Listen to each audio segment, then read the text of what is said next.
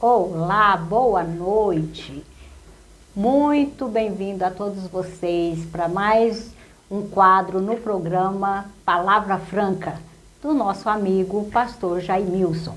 E hoje eu estou aqui, iniciando esse novo quadro aqui com vocês. E para começar com chave de ouro, eu trouxe a Isa. Boa noite, Isa. Boa noite. Isa é uma consultora financeira, formada em administração de empresas, MBA em investimento, mentora financeira, presta consultoria em finanças, criadora da empresa e de um canal Finanças Sem Crises. Resumindo, educadora financeira, mentora, palestrante e especialista em investimento. Gente, a mulher entende tudo e mais um pouco de investimento. Isso mesmo. Isa, bem-vinda. Obrigada, Miriam. É uma honra participar do programa, né? Principalmente inaugurando. Que responsabilidade, né? Esse quadro. Vamos nós. E eu fico muito feliz e agradeço muito o seu convite, o do pastor também. Fico muito feliz de estar aqui, né? E falar um pouquinho sobre essa área que é tão importante na nossa vida, na vida dos brasileiros, e que é algo que vem crescendo muito, que é a educação financeira, que é finanças, que é investimentos. Então, eu sempre falo, quer ser rico, quer ser próspero, tem que entender sobre finanças. Exatamente. E a gente vai hoje aqui, meio que numa brincadeira, né? Vamos tentar aqui desvendar alguns mitos e verdades em relação a investimento, a controle financeiro, tudo que é relacionado a dinheiro, né? Isso mesmo. Porque assim, a gente ouve falar muita coisa. Eu confesso que eu sou leiga no assunto, né? Mas a gente ouve o tempo todo muita coisa, né? Pessoas com dificuldades, pessoas investindo de forma errada, né? Eu acredito que todo mundo tem uma dúvida. Todo mundo, né, gostaria de saber. E assim, como é que é para você esse trabalho de mentoria? Me fala um pouco do seu trabalho. É muito legal isso, sabe, Miriam, que você está me perguntando, porque eu comecei a trabalhar com finanças em 2018.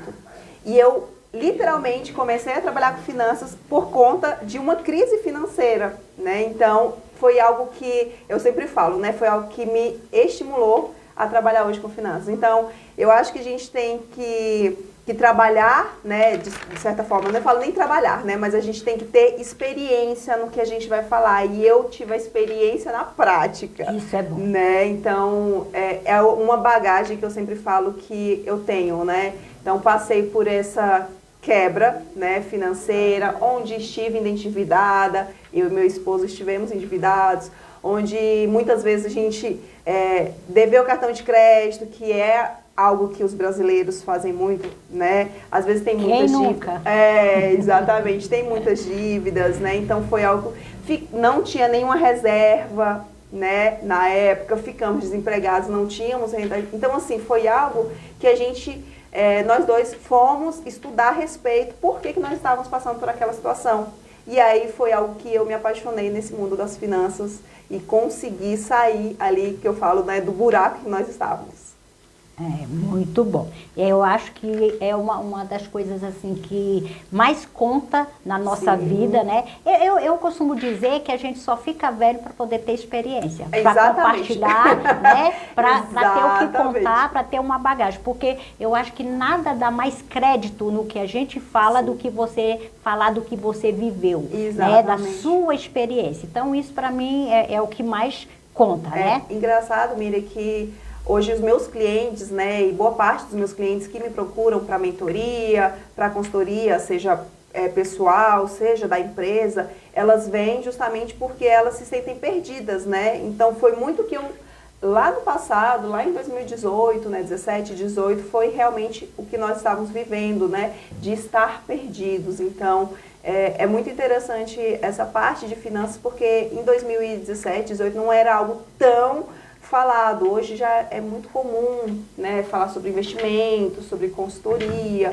Então, é um assunto muito importante, principalmente no casamento, né? Que às vezes tem muitos conflitos por conta da área financeira. Eu atendo muitos clientes, às vezes por conflitos. Eu acredito. Tem um ditadozinho aí que diz que quando chega o problema financeiro, o amor pula pela janela, né? Exatamente, então, exatamente. Eu tenho muitos com alguns problemas sérios e a gente tem que colocar ali na linha. Certo. Então, tá. Já tô doida para descobrir aqui os mitos e as verdades aqui. Eu quero começar te fazendo a primeira pergunta.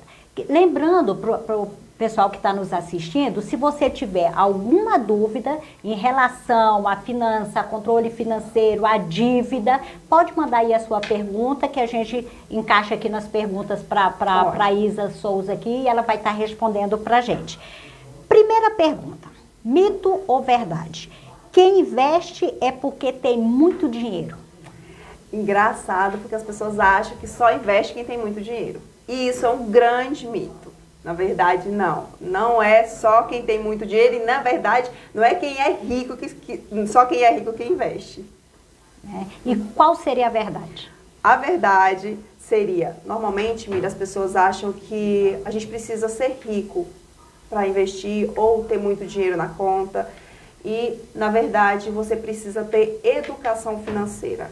Eu sempre falo algo muito importante, que não é quanto você ganha, mas é como você administra o que você ganha. Então, muitas pessoas, às vezes, Miriam, ganham um salário, e eu já atendi clientes, tá, desse jeito. Às vezes ganhavam um salário ali de R$3.000, receberam uma promoção. Talvez até seja o seu caso aí que está em casa. Exatamente. Fique atento aqui nessa conexão aqui. O que acontece? Muitas vezes já atendi cliente que às vezes o salário dele era R$3.000. E aí, muito endividado, gastava muito, né? Enfim, por vários motivos. Recebeu promoção, o salário de R$2.000 passou para R$5.000, dando um exemplo, R$5.000. Meses depois, ele falou, esse cliente relatou com vários clientes, mas em um cliente específico falou assim, Isa, esses R$5.000 aqui eu não consigo administrar. É muito engraçado porque eu ganhava 3 e eu vivia com 3, assim, mesmo endividada e tudo, agora eu estou ganhando 5 e aí entrei na bola de neve, às vezes maior. Então, porque não teve esse controle financeiro, essa educação financeira, que é algo que muitas vezes a gente não aprende durante a vida, sabe, Miriam? Então, a pessoa não tem essa educação financeira, então ela pode ganhar 3, ela pode ganhar 5, ela pode ganhar 10, ela pode ganhar 20. Se ela não tiver educação financeira, se ela não souber para onde que o dinheiro dela está indo, vai ser um problema. Não vai adiantar somente ganhar dinheiro, ela tem que saber administrar o que ela ganha, né? Então, esse é um ponto importante. Certo, me diga uma coisa, só dá para poupar o que sobra no final do mês? Eu só tenho como investir, eu preciso ter uma sobra no final do mês para eu poder fazer um investimento? Mito ou verdade? Grande mito. É um grande mito. Sabe como é que as pessoas fazem, Miriam? Normalmente as pessoas, elas fazem o seguinte, elas pagam todas as contas, pagou todas as contas, aquilo que sobrou, elas investem. Se sobrou, às vezes nem sobra. E aí, esse é uma grande questão, porque às vezes o dinheiro nem sobra e a pessoa não investe e nunca começa a investir, né? Então, esse é um mito que as pessoas têm, que às vezes elas acreditam, eu preciso esperar ter dinheiro para investir. Não. Eu sempre falo o seguinte, investimento, ele é uma constância, ele tem que ser uma constância, né? Então, é o que eu falo, né? Todo mês você vai colocando ali. E esse valor, ele tem que estar dentro do seu orçamento. Ou seja, é como se fosse um boleto que você tivesse que pagar todos os meses. Então, ele tem que estar dentro do seu orçamento. Suponhamos, eu tenho R$150 para investir. R$150 é como se fosse um boleto. É uma obrigação. Eu até brinco, né? Que é uma obrigação que você tem que ter todos os meses. Não é, sobrou R$20, eu vou investir R$20. Não. Realmente, eu até falo para meus clientes, tenha como se fosse um boleto que você tem que pagar todos os meses, aquele valor, porque aí você vai ter uma constância e o seu dinheiro vai criar filhotes. Certo. Me diga uma coisa, eu posso começar a investir com R$1? Olha que R$1 não compra nada hoje, eu não conheço nada que a gente consiga comprar com R$1, acho que nem um pão não custa R$1. Pode sim, Miriam. a gente consegue hoje, inclusive as pessoas às vezes têm essa grande questão. Poupança é um investimento, só que não é dos melhores, tá? Depois a gente vai falar um pouquinho mais na frente, mas a gente consegue hoje investir a partir de R$1, tá? Investimentos como, por exemplo, um CDB, você consegue investir, que é algo seguro, tanto quanto a poupança, certo? E esse R$1, você multiplicando, né, claro, é a partir de R$1, mas você pode colocar 10, 20, 30, você pode fazer os aportes que você quiser, mensalmente. E a rentabilidade é muito melhor do que a poupança, tá? Então, um CDB, vou dar até um exemplo, tá, Miriam? Para quem às vezes fala, tá, mas aonde que eu encontro? Por exemplo, num banco que é o PagBank. O PagBank, ele tem opções de CDBs, que são rentabilidades melhores que a poupança, tá? A partir de R$1. Ou seja, você consegue sacar diariamente, resgatar o seu dinheiro diariamente, e seu dinheiro, enquanto estiver investido, vai dar uma rentabilidade melhor do que a poupança. Então, você sim, consegue investir a partir de R$1. Tá.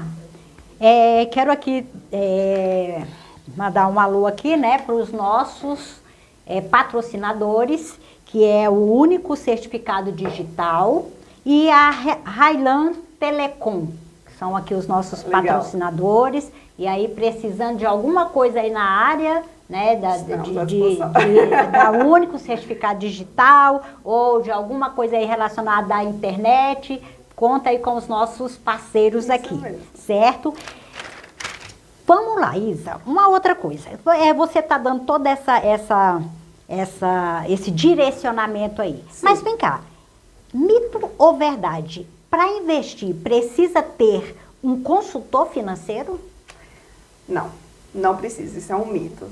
É o que eu falo, sabe, Miriam? O consultor financeiro, ele vai te dar uma orientação. Provavelmente, ele vai te dar indicações de onde investir. Mas qualquer pessoa hoje, ela consegue investir sozinha. Eu até comparo o consultor financeiro, tá, Miriam? Não sei se você já escutou, mas com professor de academia, né, com personal training. Eu sempre comparo com personal training.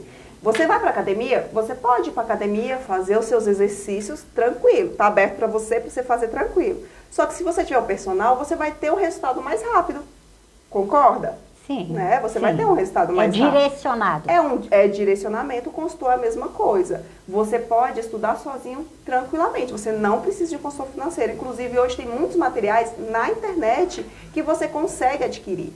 A questão do consultor financeiro talvez seria uma questão de direcionamento. Pessoas que às vezes querem montar uma carteira personalizada, com um pouco de fundo, com um pouco de ações, enfim, ter uma carteira diversificada, às vezes ela contrata o consultor financeiro, ou às vezes até porque ela quer sair das dívidas, quer um planejamento financeiro. Então, às vezes é para direcionar. Mas qualquer pessoa hoje, tá, consegue investir. Qualquer pessoa que queira e que tenha essa disposição de estudar o mundo de finanças, de investimento, pode estudar, entrar no YouTube, tem muito conteúdo gratuito, tá? Que você consegue realmente estar estudando e conseguir investir, como eu falei, a partir de R$1, tá? Eu acho incrível, porque assim, gente, com R$1 hoje você não compra nada. Exatamente. Falando sério, eu acho que nem um pãozinho, se você for na padaria e falar, me dá um pão. É verdade, acho que não dá R$1. É isso mesmo. Não é? Então, assim, poxa, né? Não é uma coisa assim que uma pessoa, ser independente de quanto ganha, eu acho que é improvável uma pessoa dizer, eu não tenho como tirar R$1 por dia. Sim, né? Para poder estar investindo. É o que eu falo, sabe, Miriam? É a constância, tem que ter a constância, né? Como tudo na vida, né? Tudo na vida. Vamos mandar um abraço aqui para o David Carvalho, né? Financeiro. Eu vivi uma virada. Glória a Deus. Muito bom. Ele também está perguntando aqui, quero saber se é um bom negócio investir em consórcio. Mito ou verdade? Investir em consórcio. Depende da sua meta financeira. Por quê, Miriam? Entre consórcio e financiamento, consórcio. Por quê? Consórcio tem as menores taxas, tá? Agora, se a sua meta financeira, você tem como você guardar dinheiro para você investir futuramente, não sei, daqui 2 anos, 3 anos, o melhor seria à vista, né? Mas se você não quer esperar esse prazo, dependendo da sua meta financeira, né? Porque a gente tem meta de curto, médio e longo prazo, dependendo da sua meta, sim, seria um bom negócio, desde que aquilo esteja dentro do seu planejamento financeiro, tá? Dentro das suas metas, para que você, né, acontecer alguma coisa, você consiga... Ah, e outra coisa, a reserva de segurança, você também tem que ter a reserva de segurança. Por quê? Consórcio é algo que você vai pagar a prestação ali por mês. Então, você tem que ter uma reserva de segurança para garantir os seus custos ali, caso aconteça alguma coisa, você garantir, tá? Mas sim, respondendo a pergunta, não é algo ruim, tá? Não é dos melhores, mas não é algo ruim. É algo que você, entre financiamento do imóvel, no caso automobilístico, e consórcio, eu sou mais consórcio. Consórcio, né? Um abraço para a Rafaela, que está aqui nos assistindo. Rafaela Rocha, o Luiz Henrique está aqui com a gente também. Legal. Um abraço para o Luiz Henrique. Essa aqui eu acho que é a pergunta de todo mundo. Acho que não tem um que não queira saber. Cartão de crédito é ruim? Não. Mito. Sério? Eu vejo todo mundo endividado, todo mundo devendo cartão de crédito. Como é que isso é bom? Me conta, me explique. Você acredita que é algo que as pessoas têm, que cartão de crédito é ruim? E eu sempre digo, cartão de crédito não faz nada sozinho. Exatamente, ele não vai para o mercado sozinho. Ele não vai para o mercado sozinho. Então, assim, Miriam, o que acontece? Você precisa saber administrar as suas contas. Então, o cartão de crédito ele não é ruim, pelo contrário, ele pode ser usado a seu favor. Existem pessoas hoje, tá, Miriam, que inclusive ganham dinheiro com cartão de crédito, você sabia? Através de milhas, através de pontos. Miriam, hoje cartão de crédito, você sabendo usar de forma inteligente, você consegue ganhar pontos no cartão de crédito e esses pontos eles podem se transformar em dinheiro, tá?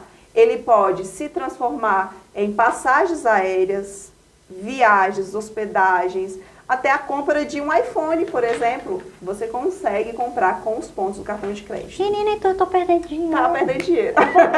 Eu vou precisar agendar uma hora de Exatamente. Com você, porque eu tô perdendo. Olha aí, tá tô vendo? gastando e não tô ganhando nada. Pois é. E existem, tá, Miriam, cartões de crédito que pontuam muito bem. Tem cartão de crédito que pontua, às vezes, 2,5 pontos por dólar gasto, por exemplo. Então, assim, existem cartões de crédito, até às vezes mais, 3%, 3,5%. Então, existem cartões de crédito muito bons. E aí, respondendo a pergunta, cartão de crédito é algo ruim. Você sabe por que esse mito foi implantado na cabeça das pessoas? Pela falta de administração. É o que eu sempre falei para você. Nada, sabe, é errado, desde que esteja dentro do seu planejamento financeiro. Você sabe o que acontece? As pessoas às vezes acham, Miriam, que o cartão de crédito é dinheiro. Em tese, ele é dinheiro, né? Mas assim, dinheiro porque eu... No ou sentido, que ele se paga sozinho. Ou que ele se paga sozinho. Exemplo, eu tenho fui fazendo compra, R$1.000. Aí meu salário só dando um exemplo, R$2.000. Meu salário é um salário mínimo. Você não tem como pagar o cartão de crédito. Por quê? Porque isso não está dentro do seu orçamento. Você compreende que você extrapolou o seu orçamento? Então, é isso que as pessoas têm esse grande problema. E muitos brasileiros não sabem administrar, sabe? Não sabem ter esse controle. Estipular um limite de gasto dentro do cartão de crédito. E eu vou dar uma última dica aqui, Miriam, que é o que eu falo para meus clientes. Coloque um limite. Exemplo. Meu cartão de crédito, o limite dele é R$2.000, mas eu só posso gastar R$600 por mês. Você vai lá, ajusta o seu limite e coloca R$600. Porque aí, quando chegou o limite, acabou. Até você quitar o cartão, vai estar dentro do seu planejamento. Então, exatamente. Essa é uma dica que eu dou para quem tem cartão de crédito. Certo. Outra pergunta aqui, que eu quero saber se é mito ou se é verdade. Para ter as finanças controladas, preciso ser bom em matemática? Não. Inclusive... Porque eu não sou. Então, inclusive, na faculdade, eu não era tão boa, nem na escola fui tão boa em matemática. Então, não precisa você ser boa em matemática. Qualquer pessoa hoje pode começar a estudar investimentos, pode começar o planejamento financeiro.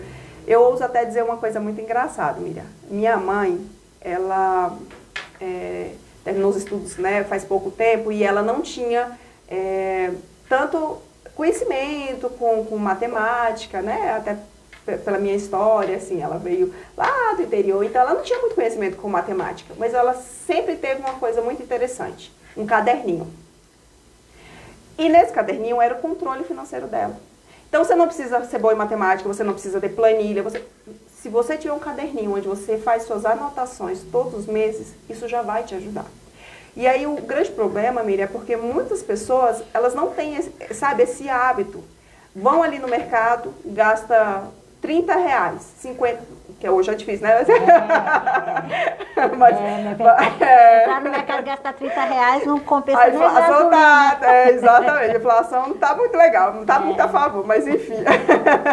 Suponhamos que você vai no mercado, gasta R$30.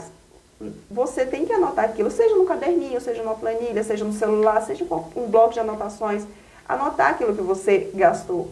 Porque o grande descontrole financeiro é não saber para onde é que seu dinheiro está indo. Você sabia que eu tenho um casal de clientes que eu atendi uma vez, que eles, né, e mais 2 filhos, e eles tinham no cartão de crédito debitado todos os meses 3 Netflix, do maior valor.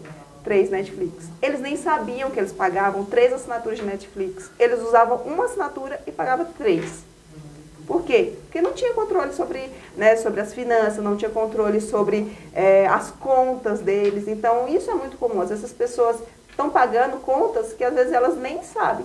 Se você olhar seu extrato bancário, tenho certeza que você vai se surpreender ali com o resultado final de o tanto que você está gastando. Verdade, verdade. É isso mesmo. Olha o que aconteceu comigo. Durante, acho que mais ou menos uns 3 ou 4 anos, eu nunca abri a minha conta, o meu extrato, extrato não, fatura. A fatura do meu cartão de crédito. Porque era debitado em conta e chegava pelo e-mail. Sim. E eu morria de preguiça de abrir e-mail para olhar para a fatura, né? E passou-se um tempo e de repente eu abri o extrato no aplicativo e vi que tinha uma conta da Netflix debitada na minha conta corrente, não no cartão. Sim. Aí eu olhei aquilo e falei assim, nossa, estão me roubando, porque eu tenho certeza que eu pago na Netflix, eu pago no cartão, eu não pago em débito em conta, né? Aí eu fiquei na dúvida, falei, será que eu pago aqui ou eu pago lá? Eu também não sabia. Quando eu abri a fatura do cartão de crédito, eu tinha lá feito uma...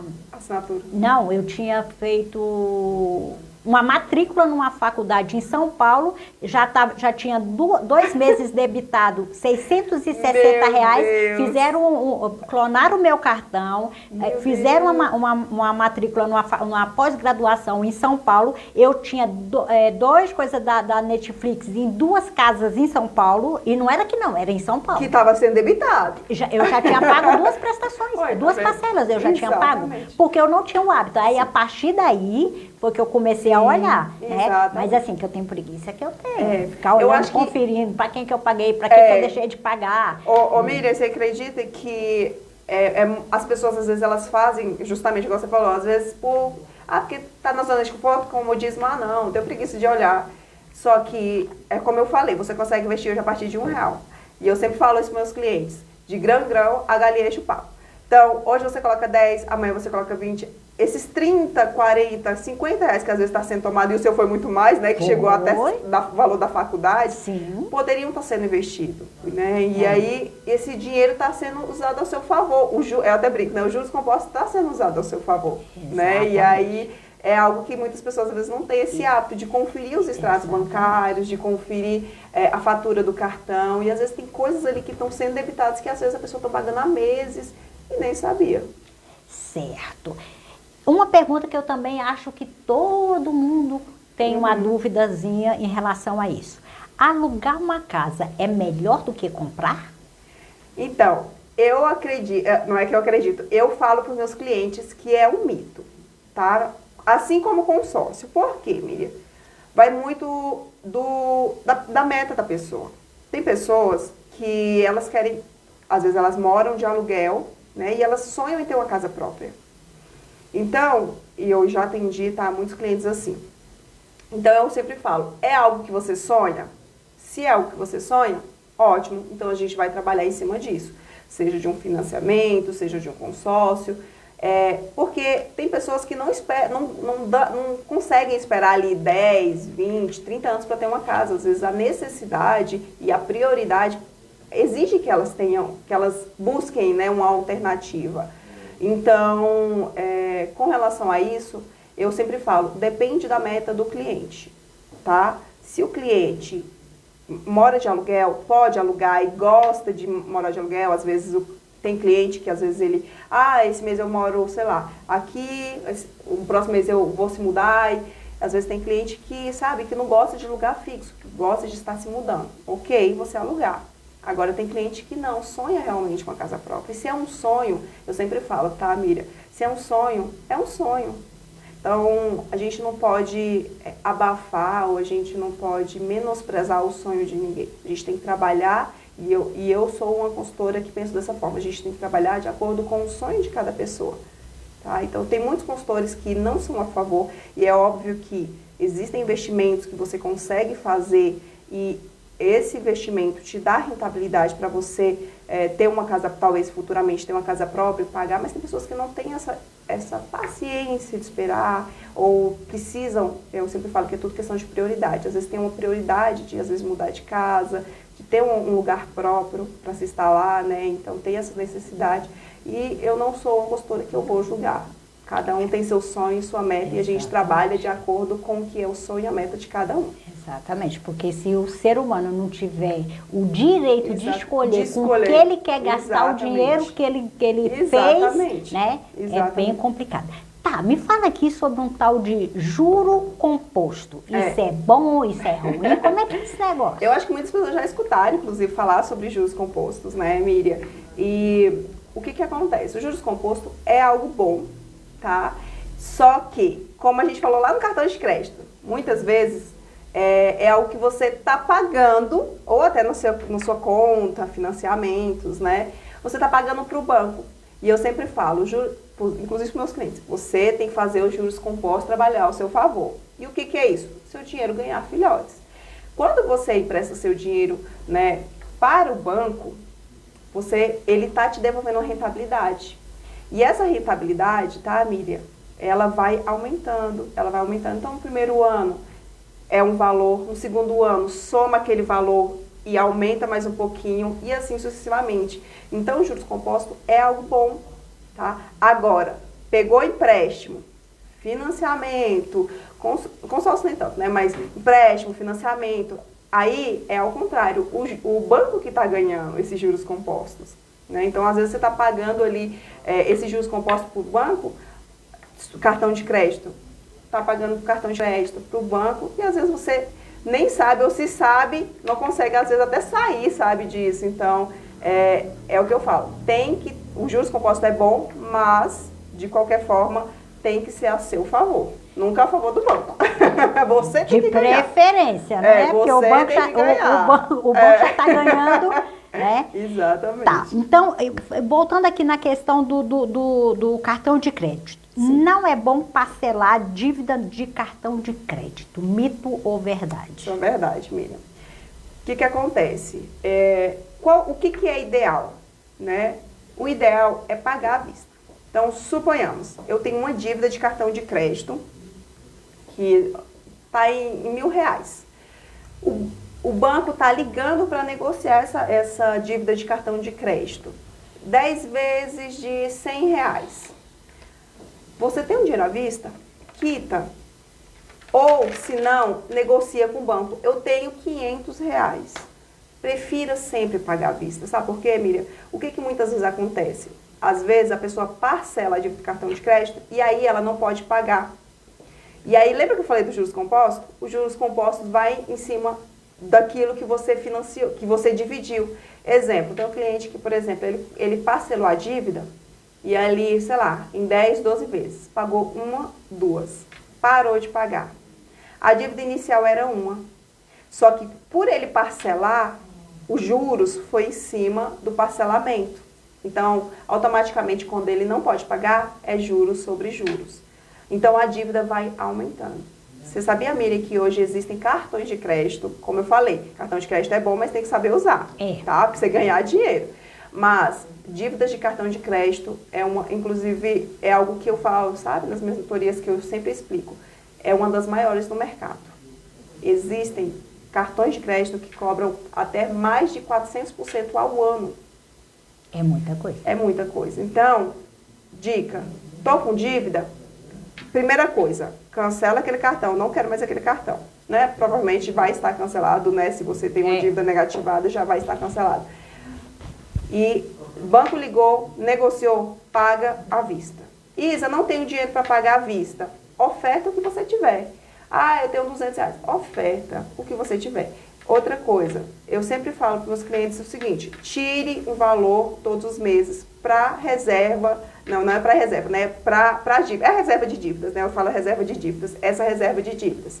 Por quê? Às vezes tem cliente que tem uma dívida ali, sabe, Miriam? E aí eu falo para ele, olha, reserve sempre um valor para a quitação de dívidas, porque hoje o banco pode não te ligar, mas amanhã ele pode te ligar e oferecer uma oferta e você tem que ter o dinheiro para pagar à vista. Exatamente. Entendeu? Então, do seu salário, tire pelo menos 10% ali para a reserva de dívida, para a reserva de quitação de dívida. Certo. E é importante ter uma carteira diversificada para aumentar o patrimônio? Isso mesmo. Foi o que a gente falou até sobre a questão do consultor financeiro, né? É importante você ter uma carteira diversificada. Se você está começando no mundo das finanças, no mundo dos investimentos, do controle financeiro, como eu falei, não necessariamente você precisa de um consultor, tá? Você consegue aprender tudo sozinho. Agora, se você quer aumentar o seu patrimônio, quer ter uma aposentadoria, talvez seja uma boa, né? Por quê? Porque ele vai te dar dicas, muitas vezes, que ele já passou, né? De algo que ele já passou, de algo que ele já viveu, de algo que ele já estudou. Então, a carteira diversificada é algo que você pode aumentar o seu patrimônio. Lembrando que eu sempre indico que você tenha pelo menos de 40% a 50% na sua renda fixa. O que é a renda fixa? É o dinheiro ali da sua reserva, né? Então, esse valor tem que estar ali reservado para caso aconteça alguma coisa. Se não, diversificar na carteira. O restante você pode diversificar em ação, você pode diversificar em fundos imobiliários, criptomoeda, né, BDRs. Enfim, a gente tem 1 milhão de produtos que você pode diversificar sua carteira. E aí, isso vai te gerar filhotes, como eu falei, seu dinheiro crescer e seu patrimônio crescer. E a longo prazo, os juros compostos, que é o que a gente estava falando, vai trabalhar ao seu favor e vai aumentar o seu patrimônio. Certo. Vamos aqui para uma pergunta do Edson, que seria a minha próxima pergunta e deu certinho aqui. E ele está perguntando, qual a diferença entre riqueza e prosperidade? Muito interessante. Então, a diferença entre riqueza e prosperidade. Riqueza, tá, Miriam? Qualquer pessoa pode ser rica, no sentido assim, às vezes você herdou uma herança. Você pode ser uma pessoa rica, concorda? Você herdou uma herança, você pode ser rico.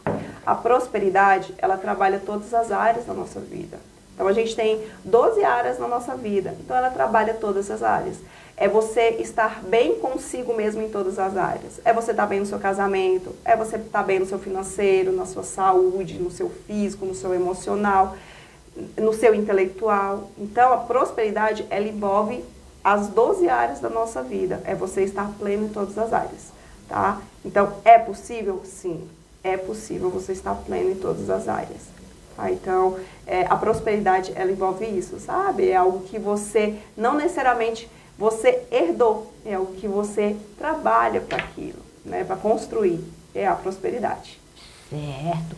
Eu, quando fala disso, a imagem que me vem na mente, quando eu ouço falar sobre isso, é tipo isso, assim, imagina um homem muito rico, que trabalhou a vida toda, que adquiriu muitos bens, e de repente ele está numa certa idade e ele está sentado numa mesa onde tem todo tipo de comida, mas ele não pode comer porque ele tem uma doença, ele Sim. usa um aparelho, ele está limitado, Verdade. e, entendeu? E aí ele não está bem com a família, e ele está sozinho, sentado numa mesa com aquele monte de verdade. comida e ele não tem condições de usufruir daquele banquete que está de frente. Eu imagino que quando fala de prosperidade e riqueza, é a isso imagem mesmo. que me vem à mente. É isso mesmo. Às vezes a pessoa está muito rica de dinheiro, né, de patrimônio. Tudo que ela tem é dinheiro. Exatamente, tudo que ela tem é dinheiro.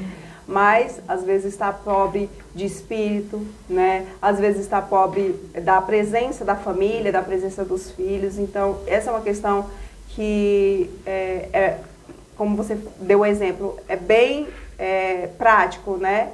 A riqueza e a prosperidade. Não necessariamente uma pessoa rica é uma pessoa próspera. Exatamente. Agora, uma pessoa próspera é uma pessoa rica. Com certeza. O Luiz fez uma outra pergunta aqui também, que eu achei interessante. Gente, um abraço para vocês aí que estão nos assistindo. Um abraço.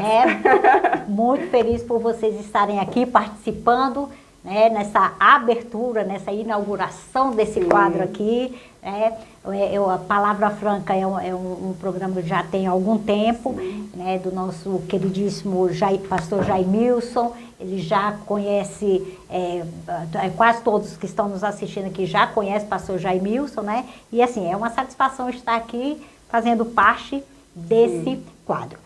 A pergunta aqui do meu amigo Luiz é a seguinte: como fazer para mudar a mentalidade financeira de uma pessoa? É o que eu falo, Miriam. A mentalidade financeira, ela tem que começar, tá? A partir dos hábitos, tá? Eu sempre falo que finanças está muito ligada ao emocional. É como está seu emocional, tá? Por quê? Porque a pessoa que faz compra, Miriam, ela não faz compra, às vezes ela não faz compra porque ela precisa. Ela deixa o emocional tomar de conta. Então, a primeira coisa que você tem que fazer para você mudar, e é o que eu sempre oriento, tá, os meus clientes, a mudar a mentalidade financeira, primeira coisa, se conhecer. Conhecer o seu comportamento. Existe uma análise comportamental que é feita, né, quando eu dou para os meus clientes, que ele começa a se conhecer. Qual que é o comportamento dele, o que a gente tem as crenças limitantes. Muitas vezes a pessoa é escassa, tá? Miriam, é muito interessante a gente entrar nesse ponto, não porque ela já nasceu com a escassez, não. Existe um por trás daquilo. Às vezes a escassez veio porque o pai, lá no passado, Miriam, falava assim, você não vai conseguir, você é um fracassado. Ou a mãe falou assim, mas para que fazer faculdade? Pobre não faz faculdade. Entendeu? Eu já escutei isso. Entendeu? Pessoas já falam. Dinheiro não dá em árvore? Dinheiro não dá em árvore. São crenças limitantes. E você só quebra uma crença limitante, Miriam, fazendo, sabe? Então, a primeira coisa para você mudar a sua mentalidade é quebrar todas as crenças limitantes. Uma coisa muito engraçada que as pessoas têm de crença limitante: eu não consigo. Isso é uma crença limitante. E como que você quebra essa crença limitante? Fazendo acontecer. Apesar do medo, você vai lá e faz. Isso é uma crença limitante. Tá? Então, a crença limitante, a mentalidade, ela é uma construção diária. Pessoas dizem, às vezes, eu já escutei, tá? E inclusive de alguns clientes, eles falam assim, eu não tenho dinheiro. Isso é uma crença limitante. Eu sempre falo, parar de profetizar a sua boca para falar palavras negativas a seu respeito. Tá? E aí, os seus hábitos vão falar isso. Pessoas, às vezes, que querem mudar a mentalidade, espero que não seja ninguém aqui de casa. Aqui nós não temos esse problema. Não tem esse problema. Dinheiro aqui não é problema. Não é todo mundo rico solução. e próspero. Mas tem pessoas, Miriam, que às vezes querem mudar a mentalidade, mas não faz um curso, não se capacita, não conhece a sua personalidade, às vezes acorda 9 horas, sabe? Então, não estuda, às vezes deixa a preguiça, o comodismo tomar conta. Fica esperando cair do céu. Fica esperando cair do céu. E nem chuva está caindo. Exatamente. Então, para você quebrar uma mentalidade de escassez, você precisa começar a agir. E isso não vai acontecer do dia para a noite, tá? Então, são pequenos passos que você dá diariamente. Os hábitos que você tem, as pessoas que você anda, sabe? Então, isso tudo envolve uma mentalidade de crescimento. Então tá, agora eu vou fazer a última pergunta, eu vou fazer a minha pergunta. Tá bom, fácil. Eu sei que você a sua área de atuação é financeira. Isso. Você não tem nada de psicóloga, nada de terapeuta. E eu quero te fazer uma pergunta. Faça. Para você, mito ou verdade? Todo mundo que tem problema com dívida, descontrole financeiro, que não tem, como dizem, né? Não consigo ter um controle emocional. Precisa de uma terapia para resolver as questões emocionais, questão relacionada, como você disse, de crenças, porque provavelmente essas pessoas, lá na primeira infância, o que ela ouvia do pai? Pai, me dá dinheiro. Não tem. Exatamente. Pai, me dá dinheiro. Menino, dinheiro não dá em árvore, não. Eu não sou dono do Banco do Brasil, não. Não tem dinheiro. Então, a criança veio, né? Ela tem essa crença, né? E lá na vida adulta, por mais que ela tenha um racional funcionando, ela está presa nessa crença porque isso é algo emocional. Outras, por outras questões de abandono e tal, eles desenvolvem uma compulsão. Isso. E aí eles têm a necessidade de ter, porque eles não acreditam que possam ser. Isso então, mesmo. Eu preciso comprar. Tudo que vê eu compro, eu me mereço, eu vou me dar um presente hoje, né? E quando a gente fala de compulsão, não unicamente financeira, né? Sim. Porque compulsão é tudo aquilo que domina você, né? Mesmo. E aí tem compulsão por comida, por bebida, por droga, por sexo, por pornografia, por mentira, por jogos, tem uma série de coisas, né? Mesmo. Mas normalmente, eu né, vejo que isso está muito ligado. Para você, é mito ou verdade? Precisa fazer uma terapia? Quem tem? Com certeza precisa. Na verdade, eu acho que todo mundo precisaria de uma terapia. Sem dúvida. Todo mundo precisa de uma terapeuta. Por quê? Porque a terapia, tá, Miriam, ela, como você falou, ela envolve muitas questões emocionais. Existem coisas que você vai tratar muito além, sabe, do financeiro. Eu vou te dar um exemplo, Miriam. Uma vez, uma pessoa me procurou, e ela me procurou porque estava com problemas financeiros. Mas no final das contas, não era financeiro. Eram problemas familiares, de crenças, né? Então, era muito disso. Então, isso resolve o quê? Em terapia, sabe? Muitas vezes, essa pessoa precisaria passar por uma terapia, por acompanhamento, né? Que foi o que eu indiquei para que ela conseguisse romper. E aí, com isso, o financeiro vai começar a se alinhar, tá? Então, eu sempre falo, a terapia é algo fundamental na vida de uma pessoa, principalmente se você tem questões emocionais que precisam ser tratadas. Porque é o que eu falei, finanças não é só sobre dinheiro, envolve muito questões emocionais, de crenças, de pensamentos negativos, tá? Então, sim, respondendo a sua pergunta, é algo importante a terapia.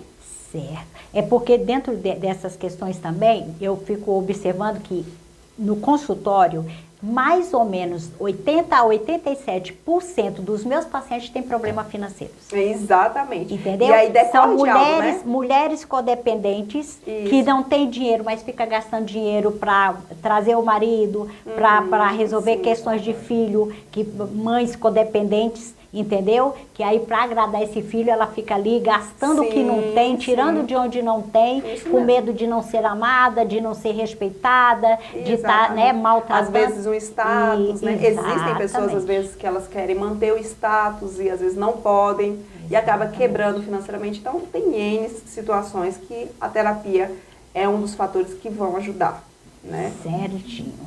Então, Isa, nós vamos ficando por aqui hoje. Eu agradeço. Agradeço imensamente a sua participação. Tenho certeza que esclareceu muitas dúvidas aí dos nossos amigos que estão nos assistindo aqui hoje. Adna Fernandes é minha irmã. Conheço pessoas que querem compensar suas frustrações gastando o que não tem. Exatamente. Essa é minha irmã, viu? Abraço aí para minha irmã. Estamos aqui, que Deus abençoe muito, abençoe o pastor Jaimilson, JC Aires, mandando um abraço aqui para o nosso pastor Jaimilson. O cofre do banco contém apenas dinheiro, frustra-se quem pensa que lá encontrará riqueza. Exatamente. Carlos Drummond de Andrade. Muito bom. Muito bom. Gente, prazer estar com vocês aqui hoje. E provavelmente a gente vai estar aqui pelo menos uma vez ao mês, o nosso segundo sábado, segunda, sexta-feira, a gente vai estar aqui. Todo mês a gente vem com um profissional diferente, mitos e verdades em várias áreas, né? Legal. Estamos aceitando sugestões. Se você tiver alguma sugestão, olha, eu quero desvendar alguns mitos e verdades em relação a essa área. Manda aí pra gente, a gente vai estar anotando e vai estar preparando esse programa. Minha querida, suas considerações finais, fique à vontade. Eu quero agradecer, né, primeiramente você, Miriam, pelo convite, juntamente com o pastor Jaimilson. Fico imensamente grata pela oportunidade de falar um pouquinho sobre essa área que é tão importante na vida dos brasileiros, né? E se você tem alguma dúvida, pode me seguir no Instagram, tá? Isa Souza, FSC, tá? De Finanças Sem Crise. Pode me seguir no Instagram, eu estarei à disposição. Pode mandar sua dúvida, às vezes, no privado, porque às vezes Contato, as pessoas... telefone, às vezes as pessoas, pode passar o seu telefone. Isso, às vezes as pessoas precisam, né, e tem alguma dúvida. Se você quiser também, talvez, contratar uma mentoria ou ter uma orientação financeira, às vezes, na sua empresa, também estou à disposição, tá? O meu contato é 99388-8556. Então, você pode falar comigo e eu vou estar à disposição e fazendo os atendimentos. Quero muito agradecer essa oportunidade, espero muito que esse programa possa prosperar cada vez mais. Esse Amém. É o meu desejo, tá bom? Muito obrigada. Eu também estou feliz por estar aqui essa noite, né? E vamos aí preparar um outro bem melhor para vocês no próximo mês. Muito obrigado e uma boa noite a todos. Obrigada, até mais.